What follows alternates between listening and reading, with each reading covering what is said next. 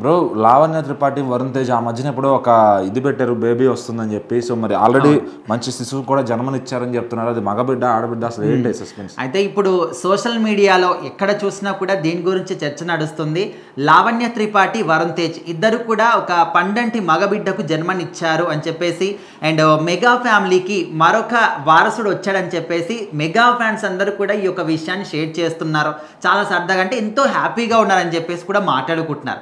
మరి ఇందులో ఎంతవరకు నిజం ఉంది, ఇది నిజమేనా అబద్ధమా అని దాని గురించి ఆలోచిస్తే సో ఇప్పుడైతే మెగా ఫ్యామిలీలో చూసుకుంటే మనము గత ఒక సంవత్సరం నుంచి కావచ్చు ప్రతి ఒక్కటి కూడా గుడ్ న్యూసే వింటూ ఉన్నాం. మన పవన్ కళ్యాణ్ గారు డిప్యూటీ సీఎం కావచ్చు, వాళ్ళ ఫ్యామిలీ సభ్యులు అత్తమాస్ కిచెన్ అని కొత్త బిజినెస్ స్టార్ట్ చేయడం కావచ్చు, లేకపోతే రామ్ చరణ్ గారికి అవార్డ్స్ రావడం కావచ్చు. సో ఈ విధంగా ప్రతి ఒక్కటి కూడా అదే సంవత్సరంలో కూడా మన లావణ్య త్రిపాఠి గారికి వరుణ్ తేజ్ గారికి పెళ్ళి అవ్వడం కావచ్చు. సో ఈ విధంగా ప్రతి ఒక్కటి కూడా గుడ్ న్యూస్లే మనం మెగా ఫ్యామిలీలో వింటూ ఉన్నాం.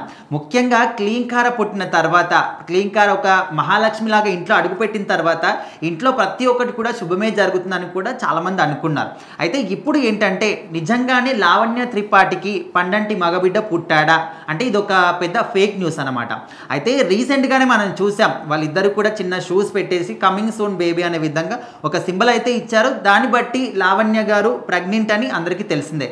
బట్ పెట్టి కనీసం ఒక నాకు తెలిసి 4-5 మంత్స్ కూడా కాలేదు. సో అప్పుడే డెలివరీ అయిపోయింది, తను పండంటి మగబిడ్డకు జన్మనిచ్చాడు, మెగా ఫ్యామిలీకి వారసుడు వచ్చాడంటే ఎవరు కూడా నమ్మరు. కాకపోతే ఎవరో కొంతమంది అన్నోన్ పర్సన్స్ ఈ విధంగా ఎడిట్ చేసి మరి ఫొటోస్ని షేర్ చేస్తున్నారు. సో వాటిని కొంతమంది తెలియని వాళ్ళు నిజమేమో తను లావణ్య గారు కూడా ఎప్పుడో ఏదైనా ఉంటే అటు వీళ్ళు కానీ లావణ్య త్రిపాఠి గారు కానీ వరుణ్ తేజ్ గారు కానీ నాగబాబు గారు అయినా షేర్ చేస్తారు ట్విట్టర్లో ఖచ్చితంగా. అంటే అప్పట్లో లావణ్య త్రిపాఠి గారు అదేవిధంగా వరుణ్ తేజ్ గారు తిరుపతికి వెళ్ళినప్పుడు కూడా తను కంప్లీట్గా ఫుల్గా డ్రెస్ అంతా కూడా కవర్ చేసుకుంది. సో అప్పటికే తను ప్రెగ్నెంట్గా ఉందని చెప్పేసి కూడా కొంతమంది అనుకుంటూ ఉన్నారు. సో అందులో ఏది నిజం ఎంత కూడా పక్కన పెడితే వాళ్ళే అఫీషియల్గా కమింగ్ సూన్ అని చెప్పేసి పెట్టారు కాబట్టి సో అప్పుడప్పుడే తను ప్రెగ్నెంట్ అయ్యి ఉండొచ్చేమో. సో ఇప్పుడైతే తను నిజంగా డెలివరీ కాలేదు. ఎవరైతే మనకు పాప వాళ్ళ పక్కన తను పక్కన వేసుకొని అయితే చూపిస్తున్నారో ఆ పాప మాత్రం వాళ్ళ బ్రదర్ కూతురు.